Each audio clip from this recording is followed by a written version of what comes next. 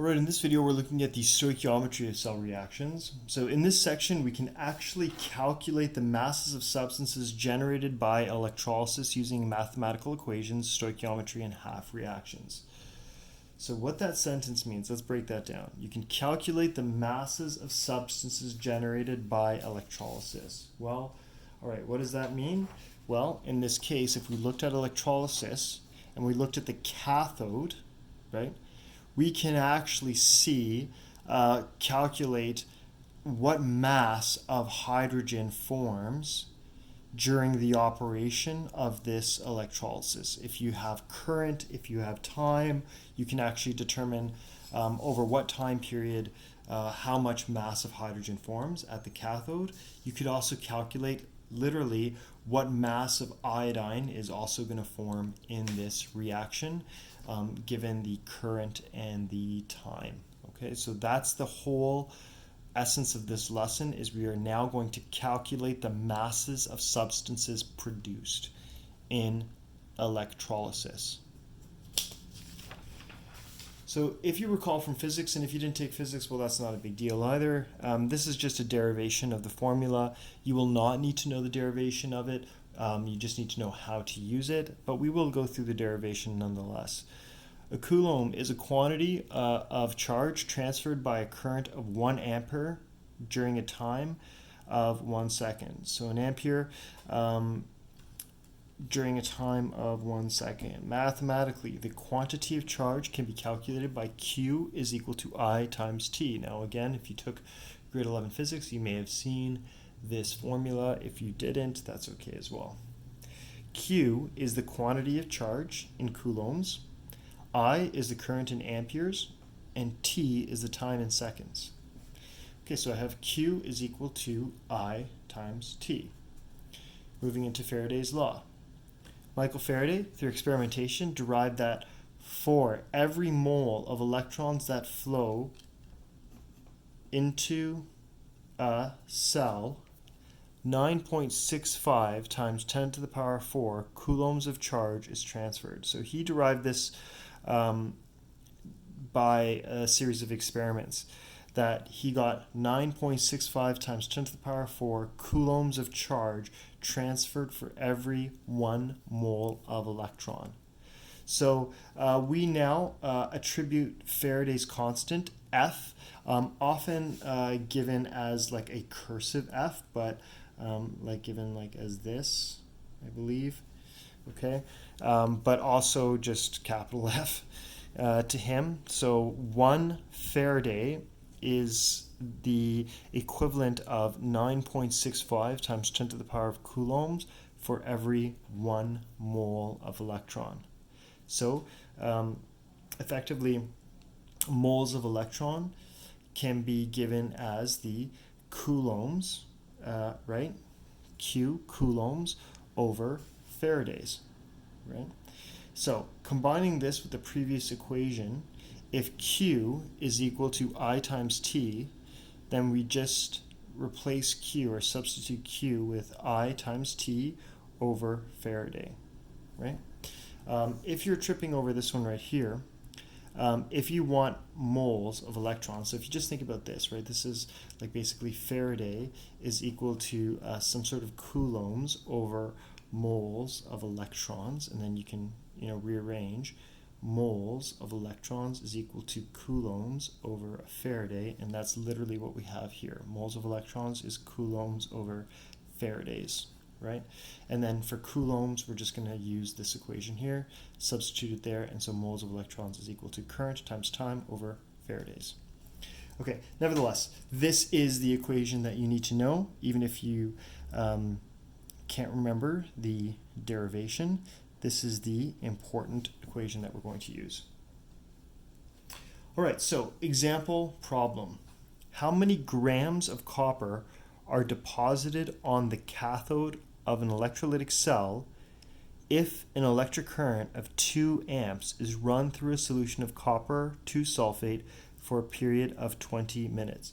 So effectively, if we have a copper 2 sulfate solution, right, in an electrolytic cell, well, that means that we have copper two ions, and we have sulfate ions, and we have liquid water present.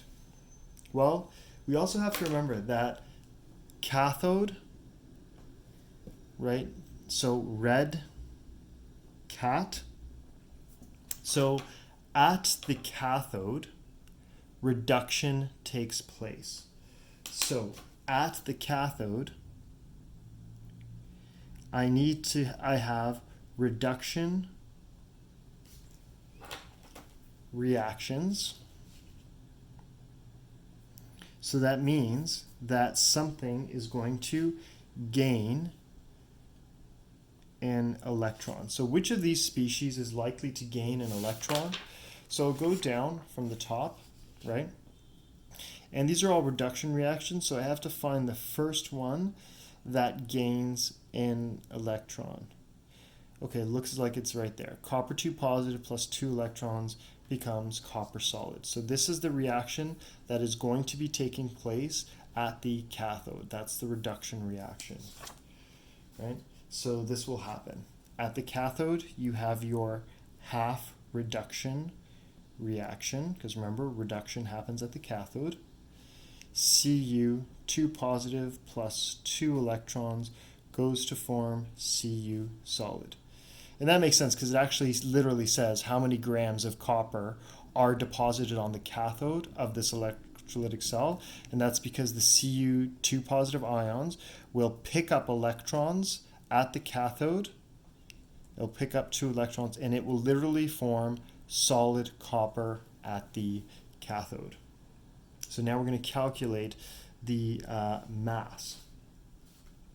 So looks like I'm given a current I is equal to 2 amperes.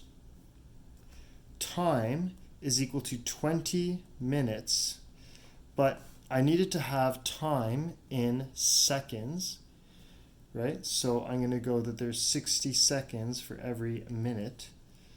So time is actually equal to 1,200 seconds.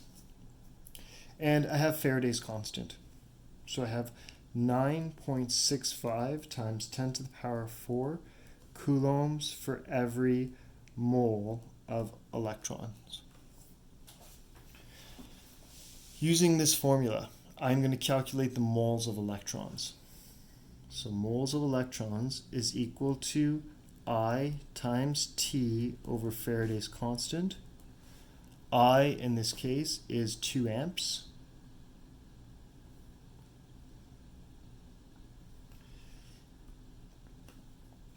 Time is 1,200 seconds divided by 9.65 times 10 to the power 4 coulombs per mole of electrons. And remember that amperes times seconds is just a coulomb, right? By here, remember a coulomb is ampere times seconds. So amperes and seconds will cancel with coulombs because that's ampere seconds is the same thing as a coulomb. And then you have moles of electrons in the denominator of a denominator, so that will go up and you'll have moles of electrons. And so we'll calculate that, put that into our calculator, and we get moles of electrons as 0.02487 moles of electrons. If we run it for 20 minutes at 2 amperes, that's how many moles of electrons. And I have stoichiometric ratios. So 0.02487 moles of electrons. And I have 1 solid copper will form for every 2 moles of electrons that get accepted by the copper 2 ions. So 1 mole of solid copper for every 2 moles of electrons. And then it wants me to find the grams, so I'm just going to use the molar mass of copper, which is 63.55 grams of copper for every 1 mole of copper. And moles of electrons cancel, moles of solid copper cancel, and I'm left with grams. And my final answer is 0.79 grams of copper. So just reviewing this, what we did is we stated, it asked us for the reaction at the cathode. I know that reduction takes place at the cathode, and this is the reduction reaction that happens at the cathode. And as a result, I can use the current, the time, Faraday's constant, to get how many moles of electrons, and then with stoichiometry and stoichiometric ratios, I can calculate the mass of copper that will form.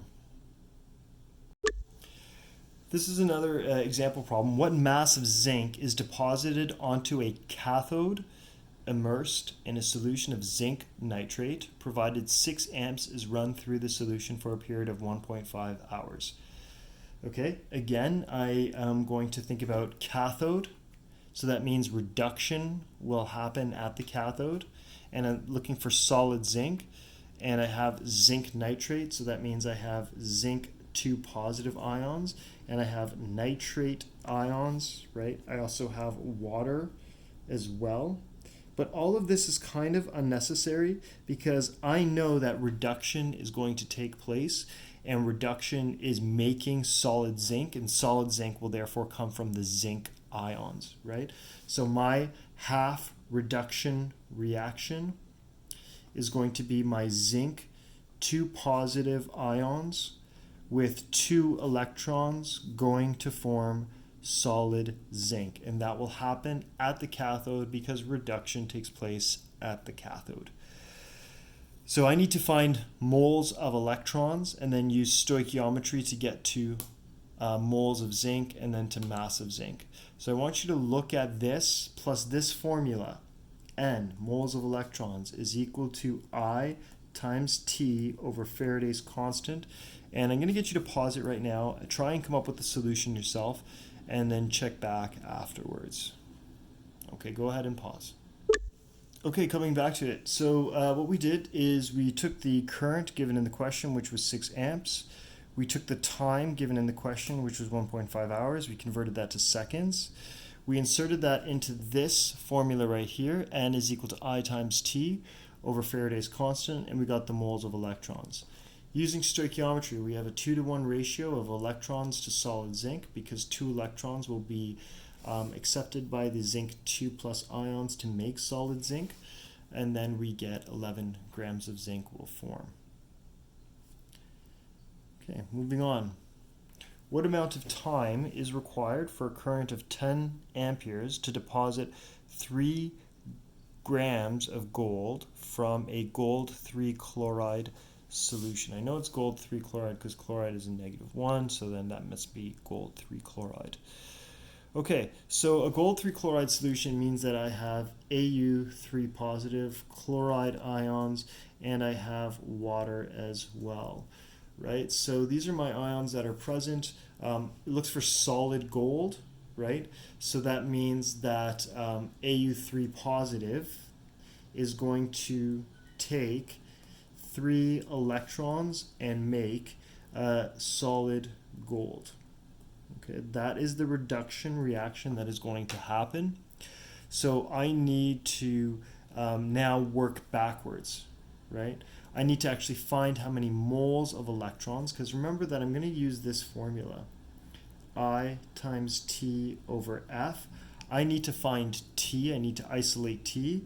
So moles of electrons times Faraday's divided by current is equal to the time, okay? However, I need to find moles of electrons. I have Faraday's constant. I have the amperes. So how will I get moles of electrons? I know I have 3 grams of gold. So 3.00 grams of gold. I'm going to convert that to moles of gold using molar mass. And the molar mass of gold is 196.90 grams of gold. Then I know it is a 3-to-1 ratio of electrons to gold. So 3 moles of electrons for every 1 mole of gold. and I get 0.0457 moles of electrons. Now that I have moles of electrons, I can use this formula. So my moles of electrons is 0.0457 moles of electrons. Faraday's constant, 9.65 times 10 to the power of 4 coulombs per mole of electron, divided by my current, which is 10 amperes.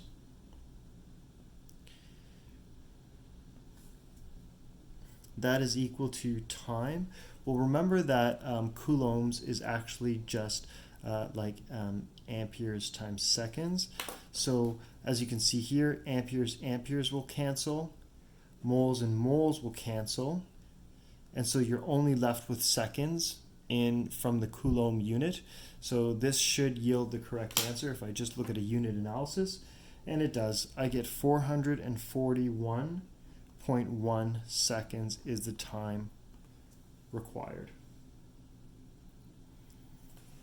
Okay. Please take a look at the final question here, and I'd like you to try this final question out on your own, and we will take it up after. So this one right here is considered to be a homework question. Great. Thanks for watching.